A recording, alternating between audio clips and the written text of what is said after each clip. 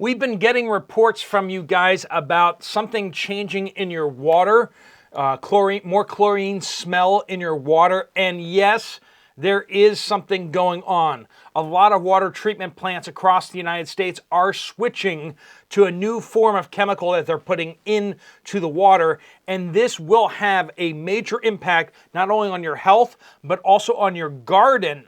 Friends, you cannot off-gas this stuff. You put this water on your garden, you will kill your plants. Friends, we need to talk about this. This is big news. Nobody's talking about this out there, but it's a big deal. Also, we got a bunch of other reports to cover as well, including a tax-free holiday in Florida to get stocked up for the hurricanes that are coming. We got that and a whole bunch more. Let's jump right into it. Welcome to the Poplar Report. I'm Steve Poplar. I'm an accountant by trade, and these are your updates. These are your reports that you guys are sending in with a little bit of research on my side to check out things that you guys are asking questions about, like what's going on with tap water. Before we dive in, we do want to thank our sponsor, Genesis Gold Group. They help people who have retirement accounts get out of stocks and bonds over into gold, silver, platinum. When you take a distribution, I mean, it is actually your physical metals that you've put into your retirement account. It's not some promise of metals. It's your coins that are sitting in a vault, and when you take distribution, you get them. If you have questions about that, please don't hesitate to reach out to Jonathan and his team at Genesis Gold Group. They'll answer your questions. No obligation to go with them, but if you do reach out to them, make sure you mention this channel so they do waive your setup fees. All right, this is from Sherry. Florida Emergency Management has a tax-free holiday. Now, this is just for people in Florida, or people near Florida, if you know what I'm saying. June 1st through June 15th, you get to save. You don't have to pay sales tax on hurricane preparedness items. This includes stocking up on pet food. This includes self-powered light sources, radios, fuel tanks, batteries. So if you're in Florida or near Florida, you might want to check it out. It also works online. So if you order through Amazon, I'm not sure if Walmart, but I imagine Walmart will do the same thing. You don't have to pay any sales tax on that. So definitely check out what's approved on that list, and you might want to stock up on those things because it'll save you, 6 or 7% over the next 2 weeks. KW says, Cincinnati, Ohio. I had a friend who has a Sam's Club membership. Had them pick up half and half for me because Kroger was wiped out of the store brand quarts. So no half and half at Kroger. He said Sam's was down to just a handful of remaining as well. Concerning. We're seeing more issues with the milk, right? Especially creamers and such. Ducky1 says whooping cough outbreaks are spreading across the U.S. Gee, I wonder where the whooping cough is coming from. People having whooping cough spread all across the United States. Something that people inside the United States haven't had for a very long time, but lots of people in other countries have. Wonder where that's coming from, right? Several states across the U.S. have reported whooping cough outbreaks, including North Carolina, Oregon, Kentucky, according to the CDC. Maybe if we just stop the whooping cough coming into our country, we could, solve that problem. But nope, 10 million people later. Yes, friends, 10 million people since the beginning of the guy over in DC's tenure. Since the last time things were stolen. Riley says, Northwest Georgia haven't been able to find any cornmeal flour. No corn flour tortillas, no grits for the past 3 weeks. Checked Walmart, multiple dollar stores, Aldi, Publix, and Kroger. Can't find any of these anywhere here right now. Once again, that's North Georgia. And I'm sorry, but you need to learn how to spell flour. But... Spell check probably messed you up. I mean the autocorrect. I get it. Some you type with your thumbs, and you know how just autocorrect just always puts in weird stuff for you. Anyway, Madam K says, Northeast Wisconsin, yes, the ground is very wet and squishy. We got all that flooding happening in Wisconsin, which is causing problems with farmers, right? Very wet and squishy when I walk in the back. I have been putting in fill for years. Wisconsin had an ocean here. I have sand and clay. I have about 2 feet of topsoil. My plants look good. I planted in mid-April, so most of my plants are bigger. I do the Ruth Stokes method for my potatoes, and they look good, about 1 foot tall. If you're not familiar with the Ruth Stokes method, that's where you use straw or hay on top of the ground, and you actually put the potatoes into the straw instead of the dirt. That makes it so you don't have to dig, which is a highly effective method for lazy people out there, right? Lazy is good if it produces good results, right? No need to work harder. Working smarter sometimes is the best way to go. Garrett says, in the Netherlands, farmers are getting desperate. Last year they couldn't get the crop out because of the rain. This year they couldn't plant much because of the rain. When they did manage to plant, it is now rotting in the ground because of the rain. And this is a big deal because Netherlands is it's definitely in Europe. I'm not sure if it's globally, but it by dollar amount, it exports the most food. So agricultural products, the biggest dollar value exporter in the world, I believe. It's definitely the biggest one in Europe. Small little country, but they have a lot of their people are employed in agriculture. Most of the fruits and vegetables and stuff like that from across Europe actually comes from the Netherlands. Their greenhouses are famous and all that. Friends, you're going to want to stick around because when we start talking about tap water, this is going to blow your mind what's going on with this. But Just Nana says, I went to Walmart today. No great value whipped dressing, soy sauce, or mustard, or many other great value products. All the generics are getting wiped out because people are starting to try to save money.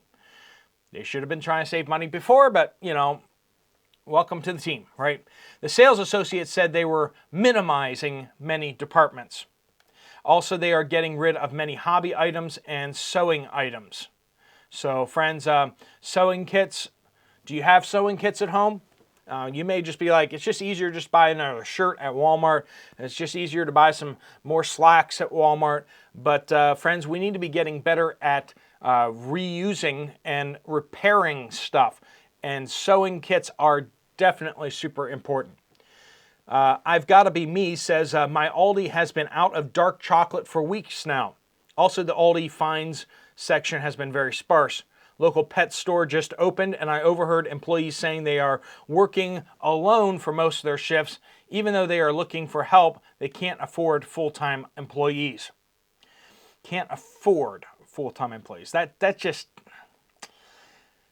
corporations, right? Jim says, I live in the Villages, Florida. Now, this is kind of indicative of what a bunch of you guys were saying. I have noticed a stronger smell of chlorine in the water within the last 3 weeks. I have started letting water sit out for 24 hours now before putting it in the refrigerator for drinking. Thanks for what you do. All right, friends. John Doe kind of tips the hand a little bit here, and then I started researching. John Doe says, and this is the kind of report I expect from someone called John Doe. Chloramines are being used versus chlorine bleach. So we've been using chlorine bleach for many, many years, and we're switching to this thing called chloramines. It's not the same thing because they kill bugs longer. Very different filter needed to remove these chloramines. So I was there like, what is this? But now I had a word, so I started searching. According to American Water, major water company in the U.S., to comply, they had this on their website, to comply with the tougher standards, tougher environmental standards, that's where it's coming from, many water systems across the country have transitioned from chlorine to a safe and proven disinfectant known as chloramine. Well, friends, is it safe? Let's dig a little bit.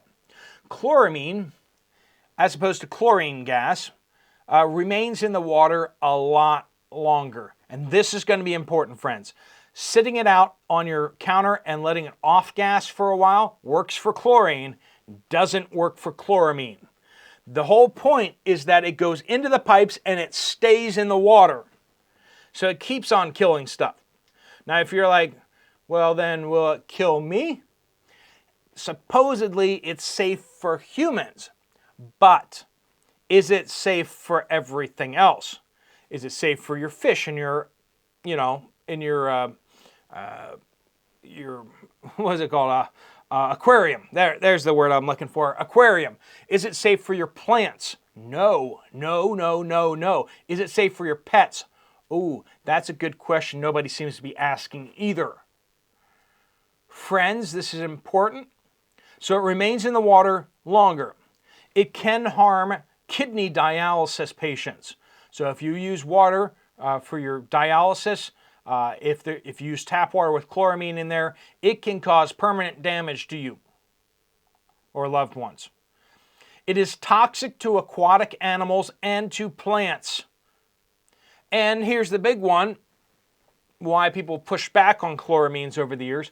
It leaches lead and copper out of the pipes, pulls it into the water, so your water may have elevated levels of lead and copper. Back in 2001 and 2004, they tried it again because if it doesn't work the first time, why not try it again, right? And eventually they just kind of kept it. When they switched, it caused high levels of lead in the Washington, D.C. water. Now, this may explain the rapid decline of what's happening in D.C.